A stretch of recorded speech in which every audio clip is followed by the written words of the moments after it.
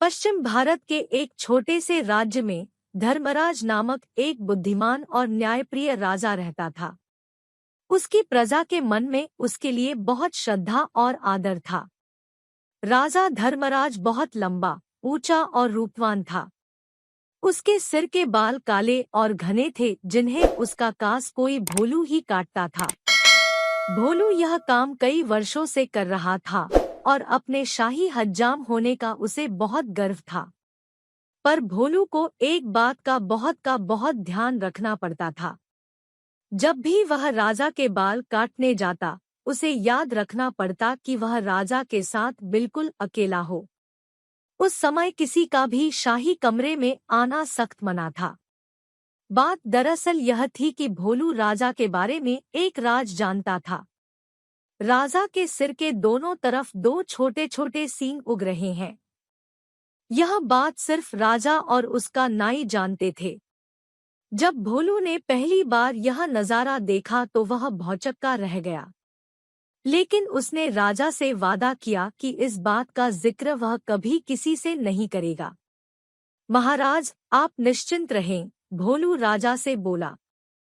आपका यह राज मेरे पास सुरक्षित है। किसी और को इस बात की कानों-कान भी खबर नहीं होने पाएगी। ऐसा सुनकर राजा धर्मराज ने राहत महसूस की। उसे डर था कि अगर लोगों को इस बात की जानकारी हो गई तो राज्य भर में उसकी खिल्ली उड़ेगी। हो सकता है लोग उसका आदर करना बंद कर दें या फिर नए राजा की ही मांग करने लगे। इसलिए भोलू के वादे के बावजूद राजा ने उसे सख्त हिदायत देते हुए कहा, भोलू, अगर तुमने अपना मुंह खोला तो जान लो, सजा तो मिलेगी ही, देश निकाला भी मिलेगा। भोलू हज्जाम की डर के मारे घिघी बंध गई। उसने कानों को हाथ लगाया और अपना मुंह बंद रखने की कसम खाई। कई वर्ष बीत गए। भोलू को अपना वादा याद रहा। उसकी स्वामी भक्ति से प्रसन्न राजा यदाकदा उसे अच्छे अच्छे उपहार भी देता रहता। पर समय बीतने के साथ साथ भोलू के सब्र का बांध भी टूटने लगा। उसके पेट में वह राज अब पचता नहीं था और वह चाहता था कि कोई तो ऐसा हो जिसे वह राजा के सींगों वाली बात बता सके। लेकिन राजा की चेतावनी उसे चुप रहने पर मजबूर करती थी। एक दिन भोलू राजा के बाल काटकर महल से लौट रहा था और रास्ते भर उसके सींगों के बारे में सोचता रहा। भोलू का घर एक छोटे से जंगल के उस पार था। ऊंचे ऊंचे पेड़ों और लटकती बेलों के बीच में से धीरे धीरे चलता हुआ भोलू जब थक गया तो सुस्ताने के लिए एक घने पेड़ के नीचे बैठ गया। भोलू को रह रहकर सींग याद आ रहे थे। फिर यकायक वह उठकर खड़ा हो गया। वाह, जवाब नहीं मेरे दिमाग का, भोलू बोला और उस पेड़ को देखने लगा जिसके तले वह बैठा था। भाई, इस पेड़ को तो बता सकता हूँ न, राजा के उन अजीब सींगों के बारे में। अब यह रहस्य मेरे पेट में नहीं पचता। पेड़ तो बोल सकता नहीं और इस तरह किसी और को यह बात पता चलने का डर भी नहीं है। पेड़ के पास यह भेद हमेशा भेद रहेगा और मैं भी इस बोझ से मुक्त हो जाऊंगा। भोलू ने ऐसा निश्चय किया और जोर से बोला, हे पेड़, आज मैं तुम्हें एक भेद बताने वाला हूँ। हमारे राजा धर्मराज के सिर पर दो सींग हैं। हाँ हाँ, उसके दो सींग हैं। इतना कहकर हज्जाम बेतहाशा हंसने लगा और हंसता ही गया। हाँ हाँ हाँ, हो। वह भयंकर भेद आखिर खुल ही गया। भोलू खुश था, उसका भार जो हल्का हो गया था। उसके बाद वह आराम से घर पहुंच गया। अगले दिन एक लकड़हारा उसी जंगल में गया और उसी पेड़ के पास जाकर रुक गया। इस पेड़ की लकड़ी तो बहुत शानदार है। इसका ढोल बड़ा अच्छा बनेगा, वह सोचने लगा। फिर क्या था, कुल्हाड़ी के कुछ प्रहारों से ही पेड़ नीचे आ गिरा। लकड़हारे ने वह लकड़ी एक ढोल बनाने वाले के हाथों बेच दी और उसने एक बहुत सुंदर ढोल तैयार कर दिया। यह मेरे जीवन का सबसे अच्छा ढोल है, ढोल वाला खुश होकर बोला। कल बाजार जाकर इसे अच्छे दाम पर बेच दूंगा। अगले दिन ढोल वाला बाजार गया और एक कोने में खड़ा होकर ढोल बजाने लगा। ढोल से बड़ा सुरीला स्वर हुआ। ढोल वाला उसकी आवाज सुनकर झूम उठा। वह चिल्लाकर बोला, बाबू, यह ढोल खरीदो। कोई है जो इस शानदार जानदार ढोल को खरीदे? धीरे धीरे उसके इर्दगिर्द भीड़ जमा हो गई। लोग खामोश होकर ढोल की मजेदार आवाज सुनने लगे। भाई वाह, क्या कहने हैं इस ढोल के, एक बूढ़े आदमी ने तारीफ की। तारीफ सुनकर ढोल वाला और भी जोर से ढोल पीटने लगा। तभी उस ढोल में से एक अजीब आवाज आई। लोगों के कान खड़े हो गए। उनका दिल धक से रह गया। धम धम धम ढोल बजा। आज मैं तुम्हें एक भेद बताने वाला हूँ।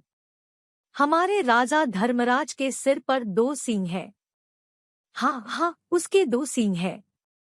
हाँ हाँ हाँ। हो। लोग वहां जड़वत खड़े हो गए। उन्हें अपने कानों पर विश्वास नहीं हो रहा था। ढोल वाला फिर ढोल पीटने लगा और फिर वही आवाज निकली। वह बहुत हैरान और शर्मिंदा हुआ। आखिर एक ढोल यह सब कैसे बोलने लगा? देखते ही देखते लोगों का तांता लग गया। और फिर कितना मजाक और कितने ताने, उफ़्फ़ा। हमारे राजा के 2 सींग, हमारे राजा के 2 सींग। लोग तो जैसे गाना गाने लगे। जब राजा धर्मराज ने सुना तो दुखी भी हुआ और नाराज भी। गुस्से से उसका चेहरा तमतमा उठा और वह गरजते हुए बोला, उस ढोल वाले को पकड़कर यहाँ ले आओ। राजा के सैनिकों ने शीघ्र ही उसे पकड़ा और राजा के समक्ष प्रस्तुत किया। ढोल वाला डर के मारे कांप रहा था। बदमाश, तेरी इतनी हिम्मत कि तू मेरी खिल्ली उड़ाए, राजा फुंफकारा। भयभीत ढोल वाले ने राजा के पैर पकड़ लिए। महाराज, वह गिड़गिड़ाया, मैंने तो एक लकड़हारे से कुछ लकड़ी खरीदी थी और उसी से यह ढोल बनाया है। मैं बिल्कुल नहीं जानता कि यह ढोल ऐसी बेहुदा बात कैसे बोल रहा है। मुझे क्षमा कर दीजिए महाराज। राजा ने लकड़हारे को बुलाया। जो लकड़ी तुमने ढोल वाले को बेची, वह तुम्हें कहाँ से मिली? लकड़हारे को काटो तो खून नहीं। डरते हुए बोला, जंगल में एक पेड़ से मिली महाराज। तुम्हारी लकड़ी से बना ढोल बोलता कैसे है? राजा धर्मराज ने पूछा। मैं तो खुद हैरान हूँ महाराज, दुविधा में फंसा लकड़हारा बोला। मैं कई वर्षों से लकड़ी काटता और बेचता आया हूँ, पर ऐसा अचंभा पहले न कभी देखा न सुना। अब राजा परेशान। लकड़ी कैसे बोलने लगी? राजा और उसके दरबारी निरुत्तर थे। पर राजा धर्मराज ने भी ठान लिया कि इस घर के भेदी का पता लगाकर ही छोड़ेगा। वह सोचने लगा। उसके अलावा सिर्फ एक ही व्यक्ति यह भेद जानता था और वह था भोलू नाई। पर भोलू तो इतना निष्ठावान है कि इतने सालों बाद भी उसने अपने मुंह को ताला लगाए रखा है। नहीं नहीं, भोलू ऐसा नहीं कर सकता। फिर भी उसने एक बार भोलू को बुला भेजा। भोलू को जल्दी से हमारे सामने पेश करो, वह अपने सैनिकों से बोला।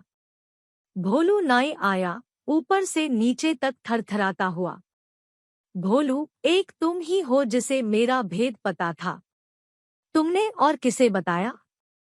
सच उगल दो वरना सजा पाओगे। महाराज, डर से भोलू हकलाने लगा। आप तो जानते ही हैं, मैंने कितने वर्षों से अपना मुंह बंद रखा, पर मेरे लिए यह बात छुपानी मुश्किल हो रही थी। मैं चाहता था कि कोई तो हो जिसे मैं ये राज बता सकूं। बोलते बोलते भोलू रुक गया और सिर झुकाकर खड़ा रहा। बोलते रहो। फिर क्या हुआ? राजा धर्मराज रुखाई से बोला। भोलू धीरे धीरे फिर बोलने लगा। एक दिन जब मैं जंगल के रास्ते से घर लौट रहा था, मैं आराम करने एक पेड़ के नीचे बैठ गया। बस आपके बाल तब काटकर ही आ रहा था और उन सींगों के बारे में भी सोच रहा था। काश मैं उनके बारे में किसी से बात कर पाता। आखिर मैं भी इंसान हूँ। तभी मेरे दिमाग में एक बात आई और मैं पेड़ को यह राज बताकर हल्का हो गया। सोचा कि पेड़ को बताने से क्या नुकसान, क्या मालूम था कि इसकी लकड़ी ही बोल पड़ेगी। अब समझा, बुद्धिमान राजा ने पहेली बूझ ली। वह पेड़ जादुई था, सुन बोल सकता था। इसलिए उसकी लकड़ी से बने ढोल को जैसे ही पीटा गया, वह बोलने लगा। और जो कुछ तुमने मेरे सींगों के बारे में कहा, वही शब्द वह दोबारा दोहराने लगा। जादुई ढोल की उलझन सुलझाने के बाद राजा ने भोलू नाई की तरफ देखा। भोलू शर्म से सिर झुकाए खड़ा था। लकड़हारा और ढोल वाला भी पाने हाथ बांधे सजा का आदेश सुनने के लिए खड़े थे। राजा धर्मराज बुद्धिमान ही नहीं, न्यायप्रिय भी था। उसने तीनों को क्षमा कर दिया, क्योंकि वह जानता था कि ढोल के जादुई होने में उनका कोई दोष नहीं था। वह मुड़ा और उनसे बोला, मैं तुम सबको माफ करता हूँ। तुम तीनों लोग जा सकते हो। तीनों को अपने को क्षमादान मिलने पर विश्वास नहीं हुआ। राजा नमन करते हुए वे बोले, राजन, आप महान हैं। आपकी इस कृपा के लिए शत शत धन्यवाद। अगर आपको ये कहानी पसंद आई तो इस वीडियो को लाइक करके चैनल को सब्सक्राइब करें और अपने सुझाव हमें कमेंट करके दें। ये बिल्कुल फ्री है। हमें आपके सपोर्ट की जरूरत है।